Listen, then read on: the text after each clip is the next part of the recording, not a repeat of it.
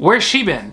You're telling me we've had that girl around and we've been listening to other singers for weeks now?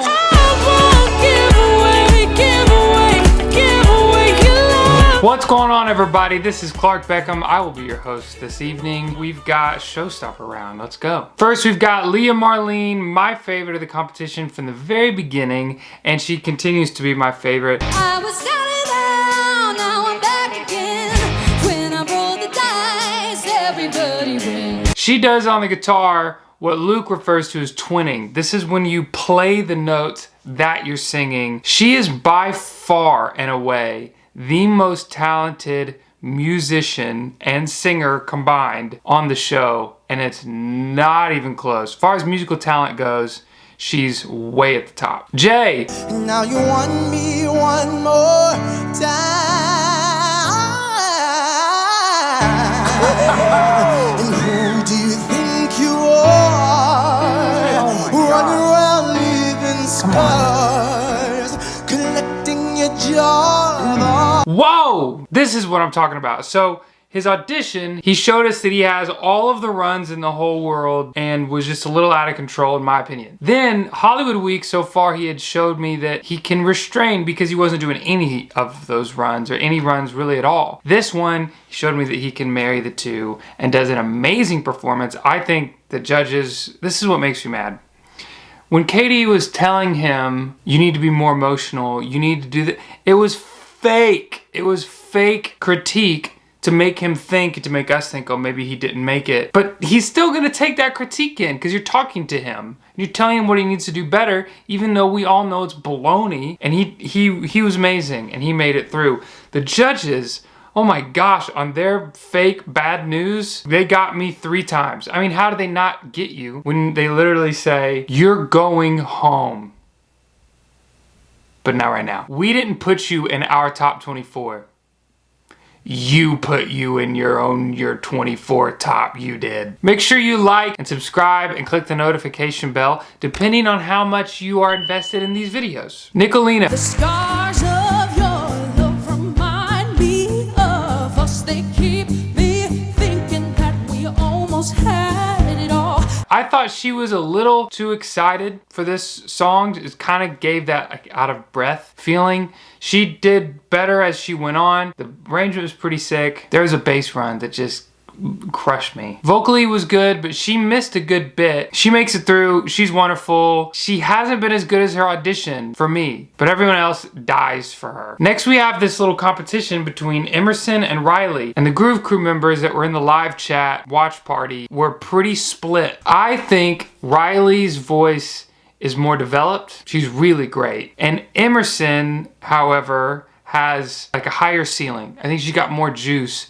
And she showed, for someone who doesn't have experience, a ton of stage presence and really showed some dirty, buttery, smooth vocal tone R&B stuff that I was really into. So Emerson gets the nod. I like my girls just like I like my honey. Sweet little selfish. I love her texture and tone. Katira is next. I think you are the one for me. Here is where you ought to be. I just want to satisfy you 'cause you're not mine and I can't deny it. I've been a little hard on Katira. She does really well here. This is her best performance so far. She nails a run. It's the run that she's tried. I've heard her try the exact same run like 4 or 5 times. She nails it this time. I feel like she's also trying to low-key get a job as like an announcer, news reporter thing. Like it's a funny gag for the show. But I think low-key she's like, but really, I can do this. Which is, I mean, it's pretty smart. It's like, it's kind of what I'm doing. Katie says that she sings like Whitney.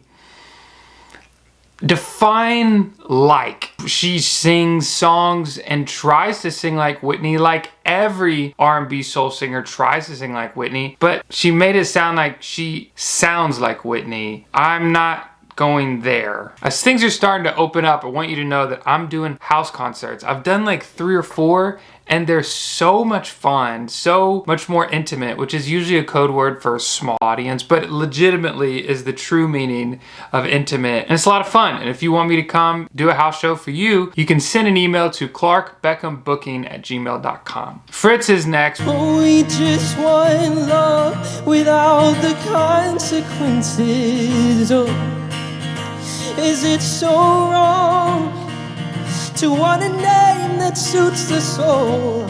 Plays an original without the band. This is super, super risky because you finally have a full band and they want to see you with the band. That's why they're there. And then to decide to play just acoustic guitar, it usually doesn't work out. It did for Fritz, big surprise. He plays this beautiful song that was for his sister. He told his sister on the giant FaceTime screen thing. She immediately started to cry. Waterworks for days. Jacob Moran. I want you to look right in my eyes. His skill set is insane. He is absolutely insane with the notes he can hit and the runs he can nail. Not just the simple pentatonic runs, but the runs that end on funky notes and start on weird notes and cover weird. Like, he is really, really good. He just has to take control and do a little bit less, because I still feel like he's singing from insecurity, and that doesn't work in the long run. Ava Maybe is best friends with Cameron. Yeah, I don't think they're best friends. I mean, they're best friends, like Chaley and I are best friends, my wife. I was kind of with it, but then the moment that I saw her like laying on his chest and they were like chilled out, laying on this chair together, I was like, okay, homies don't do that. Like that, the homies don't do that. That's not a thing for friends to do. Getting to her vocal, she does great. She has really nailed live performances over and over and over again. And then they put her against Yoli, who in my opinion has been a little shakier in the live performances. And we have a sing-off, a first of the episode. Roxanne, you don't have to put on the red light. Those days are over. You don't have to sell your body to the night. Ava wins the sing-off, but not by a lot. Yoli sounds probably the best I've heard her the whole season. I like my girls like I like my honey, sweet little selfish. Oh, I like my women like I like my money. Ava takes the nod. With the consistency in the live performance, you just gotta go with Ava. We have Ava's boy. We have Cameron. Someone to die for you and more, but it ain't me, baby. Yeah. No, it ain't me. He's just a cartoon character. Just like the jolly and the running around and the backflip. I think he's got a little too much energy. When he sings, he doesn't know what to do with. He starts like halfway unbuttoning his shirt. If you want to listen to this as a podcast, you can click in the description below a link to take you straight to the Apple Podcast, or you can type in Spotify the Idol Breakdown. Sir Blake. Baby, I'm afraid to fall in love. 'Cause what if it's not reciprocated? Not nailing the falsetto melody run that I is in the song. And I'm wondering if he can do anything other than the really smooth, sultry R&B falsetto R. Kelly thing. Maybe he doesn't need to do anything other than that. But he's not quite nailing the notes enough for that to be the one-trick pony that he rides on. He's a musician, I feel. We'll see what he does in the future. Tristan. One thing that I tell you is you got to be free. Come together right now. Sings a great song, loses his mind, does pretty great, and he makes it through. I really don't have anything else to say about him. Good job, bud. Christian Guardino sings. Softly but open, your knuckles are pale. It feels like you're dying, you're dying, you're dying.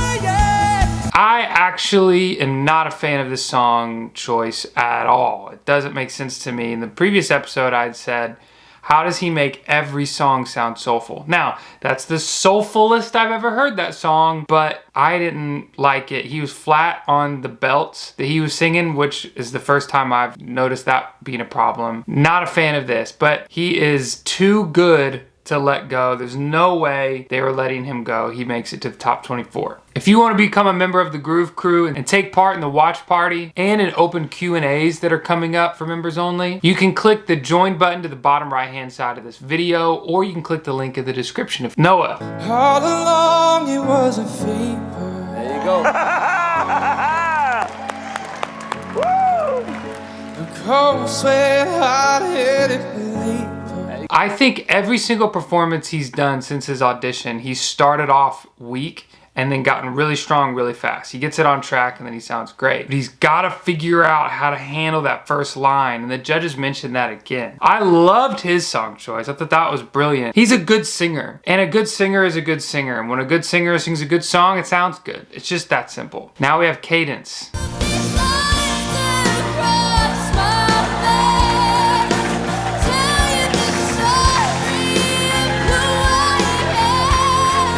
I thought this was a fine performance, got better as it went on. There were some really great spots. I love her mom. What a great family. I love her mom, I love her dad. I would love to go on family vacations with them. They just seem like the crew. Jamming all the time. Let's freaking do it. We say goodbye to a handful of people. One of those is Miss America, Betty, who I think should be renamed as Betty Bones and should take Bobby Bones' old job and get on the show as an encourager. We saw what she did with Kelsey. I think she would be perfect. She's freaking Miss America. Get her. Just hire her. Get her on the show. Get her to do stuff. She's a phenomenal individual and a great encourager, and we just do it. Speaking of, we have Kelsey who sings the shortest edit performance ever, and it makes more sense because right after she starts to talk about how she's become a different person, and that tells me, they're showing us the end of her chapter here on American Idol before they let us know that she got cut. They push this narrative a lot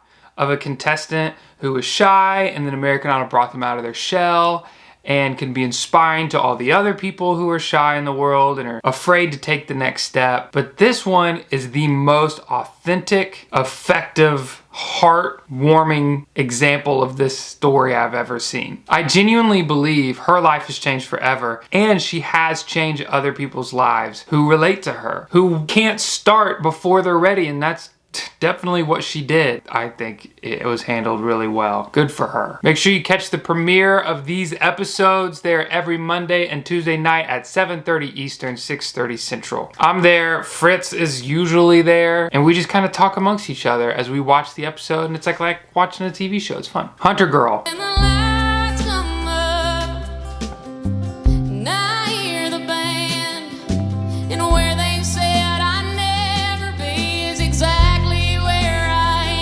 Dang, she sounds good, good. She kind of just been floating through a little bit, and I was wondering, if there's one platinum contestant that could fall, maybe it's her. Not after that. She crushed, and she made it through. Daniela Finn sings Evergreen. Here's my penny and I threw it in. I pray I'd keep my soul. Went down to the river where the water bends. Wonderful song. She misses the ending pretty badly, but I bet the rest sounded good. We didn't get to hear much of it. She makes it through. And then we have Sage! Let's go! I know we said we'd just be friends. I can't lie.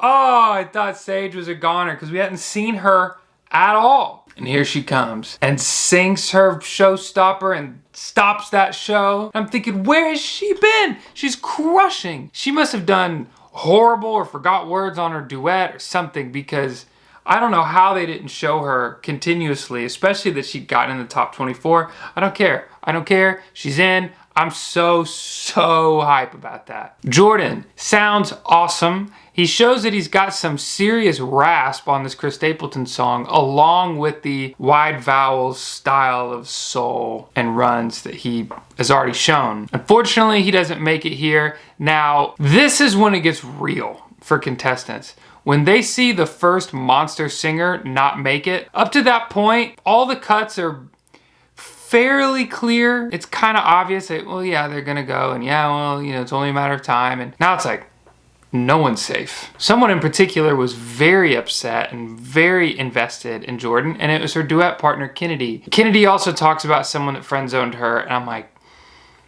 was it Jordan? Are they a thing? Like Cameron and Ava, like, are they a thing? She was crying. Now, maybe they're just that close of friends, and I don't know how old he is. She's 16. He's probably he's definitely older. It's probably inappropriate. Let's just move on to Kennedy. I know you're somewhere out there, somewhere far away. I want you back, yeah, I want you back. Her accuracy is insane. Okay, let me explain something to you. Great singers have like one, maybe two aspects of singing that are an 8 out of 10 or better. Kennedy has a 10 out of 10 on like 4 aspects of singing. Her chest voice to falsetto control is nuts. That transition back and forth is bananas. Her falsetto tone is crystal clear and insane. Her mix range is absurdly high and supported, and her runs are insane. And she's 16. She's legitimately a phenom. Now her performance, I think she should do less, but dang. The stuff she did was so crazy, but she should do less. We have an awkward moment when she makes it, and it's because she doesn't really react. Here's the reality. She knew she made it because she's aware that she's really good and they won't stop calling her a superstar. So it's like, there's no surprise to her that she made it, just like there's no surprise to us that she made it. That's not arrogance on her part, it's just awareness. So sometimes these cuts are awkward because the really good singers aren't really surprised and they feel like they have to be, or they're gonna be seen as arrogant, but the reality is they're just aware. Scarlett. Did you forget about me, Mr. Duplicity? I hate to bug you in the middle of dinner. I hate this song. I hate this song. Not the performance. I hate this song. She started singing, I was like, dang, I don't remember her like that. Dang. And I actually don't mind the song when she sings it, which is insane because I hate that song. She kind of crushes it. It's very intense, a little polarizing. Some of the members in the live chat were not super into it. I was really impressed, and I have to clearly eat my words because I said the producers aren't gonna let her through because of how she acted. But then when she performed like that, but I even said it doesn't matter how good she is, and I guess it does because she made it through. Lady K. When I saw you in her walking ground, Oh gosh, where have you been? revealed these tears that are on my face. Oh man.